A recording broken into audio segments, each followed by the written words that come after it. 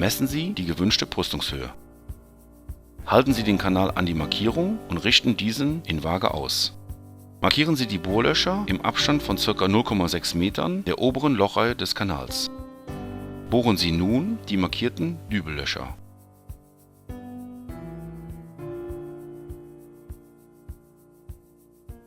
Befestigen Sie den Kanal, achten aber gleichzeitig darauf, dass dieser in Waage ist.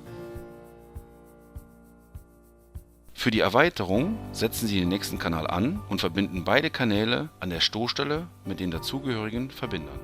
Beachten Sie, dass die Verbinder mittig an der Stoßstelle angesetzt werden. Rasten Sie diese unten und oben ein und drücken die Stoßstelle zusammen.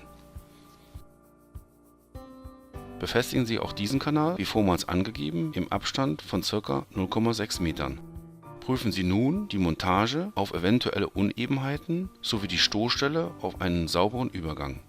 Bei eventuell auftretenden Unebenheiten hinterlegen Sie den Kanal in der Nähe der Befestigung, um Deformierungen zu verhindern. Dies gewährleistet für die nächsten Arbeitsschritte eine optimale Montage.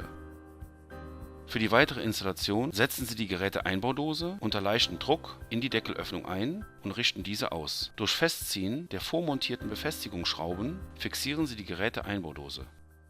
Für die wirksame Zugentlastung brechen Sie die dafür vorgesehenen Einführungsöffnungen kleinstmöglich auf und ziehen die benötigten Kabel durch.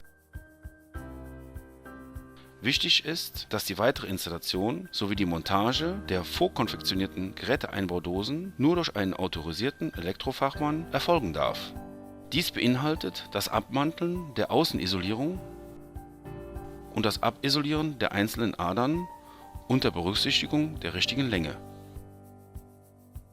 Beim Anschließen der Geräteeinbaudose ist auf den richtigen Anschluss der Adern sowie einen festen Sitz zu achten. Nach dem Aufrasten der Schutzdose erfolgt die Zugentlastung durch die Befestigung der mitgelieferten Kabelbinder. Positionieren Sie die Steckdoseneinheit an der gewünschten Stelle und fixieren Sie diese durch Aufschieben der Federklipse am Kanal. Für den Potentialausgleich setzen Sie je Deckelabschnitt eine Potentialausgleichsklemme. Um einen festen Sitz der Deckel zu erzielen, befestigen Sie die Kabelhalteklammern. Zum Verschließen der Kanäle rasten Sie die Deckelabschnitte an der jeweiligen Position ein.